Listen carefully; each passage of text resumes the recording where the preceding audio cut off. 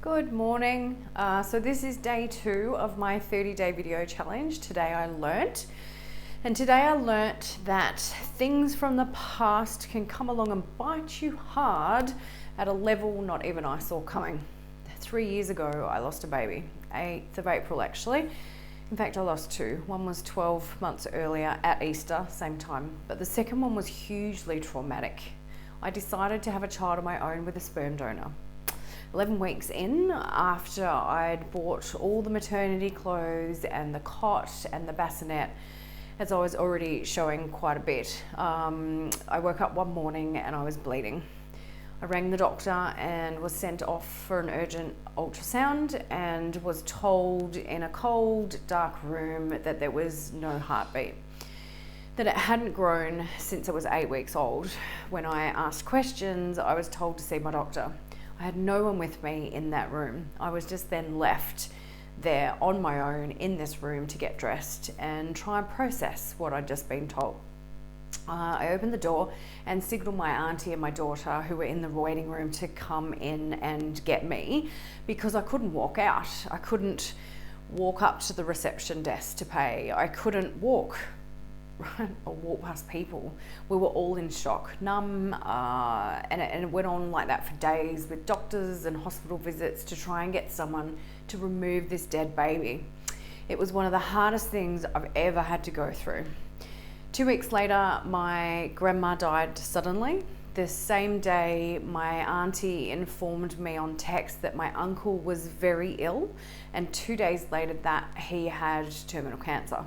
I had a stalker threatening my life at the time, and in amongst all of that, I was trying to work and run a household and look after my child. So to say that I was under a lot of stress is an understatement. The grief and loss, it was too much. My extended family then went on to disown me shortly after that because I wasn't able to support them in their time of need. I couldn't front up to deal with my uncle being sick, and my cousin was also pregnant and due on the same day pretty much, and I couldn't handle it. I also had 2 friends that were pregnant at the same time and due around the exact same date that I was due. My uncle died a year later and we weren't told about it, my daughter and I. My uncle and auntie were like my surrogate parents for 10 years. So I communicated how I was feeling and apologised through mountains of tears back when it happened, that I couldn't handle what was happening in those early months, but alas, it made no difference. I never really processed any of it. Last year, my friend that was pregnant at the same time as me recently died in childbirth. We had parted ways back when I lost the baby, as she miscarried too at that time, around the same time as me at 11 weeks, and I couldn't be there for her. So she deleted me off Facebook. So we reconnected and then she died. It triggered me hard because of the baby connection and the past and how she died and the unsaid things that never got said. And in hindsight, looking back over the last few weeks, I have been triggered by a friend's pregnancy, but didn't really flag it as anything I needed to do anything about it because there's so much other going on. So enter coronavirus and losing my business and having no income and having to homeschool and still try and work, trying to help others constantly, being isolated from family and not having any support. I've got a busted shoulder, add in all my family and friends have all died in April, so all those anniversaries are popping up, and all the things that make me feel good are gone, right? My hair, nails, massages, well, as you can see, my hair is grey. I very quickly burnt out and my body froze.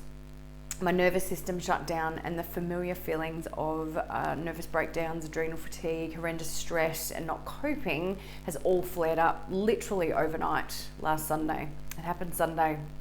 The world crashed in on me and I haven't been right since, and I do look different when I get on camera. But I was looking after myself. I was eating well, I was exercising, taking supplements, using oils and essences, lots of self-care, inspiring others. So what the fuck?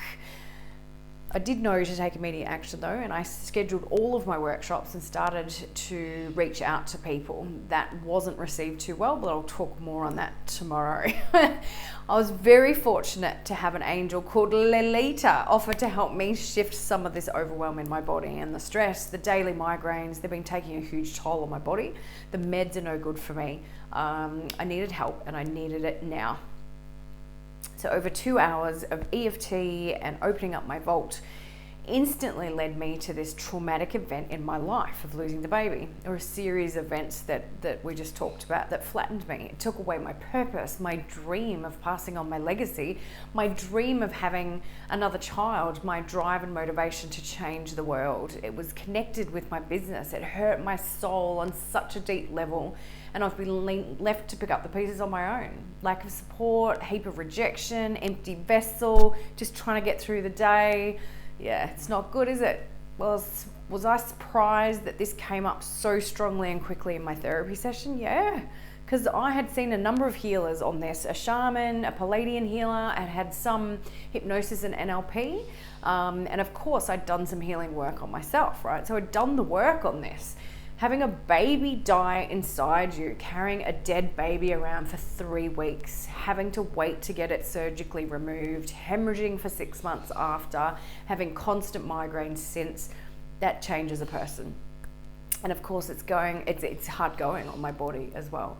But in all of those healings, there wasn't much talking, right? There was much discovery, there wasn't much emotion. Practitioners were just waving their arms around my body and healing it, which is great, right?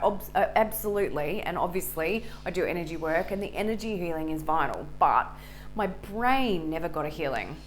And it's my brain that wants to go back to feeling those emotions from the past. And it's my brain that's pulling out all the old files and throwing them at me right now. Deal with this, take that, remember this. Like a high-speed train heading towards a brick wall. You know it's happening, but you can't stop it.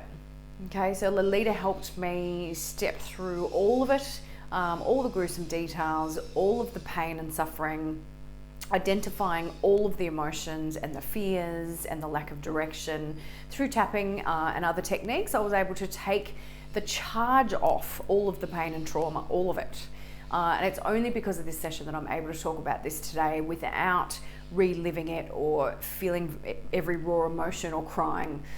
So today I learnt that in order to heal my present and future self, I need to do more therapy on my brain, on the past events that have put me in a tailspin, to stop and acknowledge whether or not I have indeed processed things on a significant level, or if I have just done the best I could to survive and move forward, like most people do.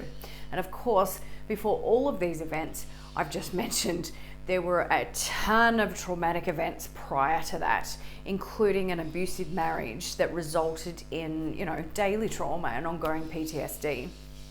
My brain is one magnificent organ, one that I'd like to expand all the time, but the old pathways need a seeing too.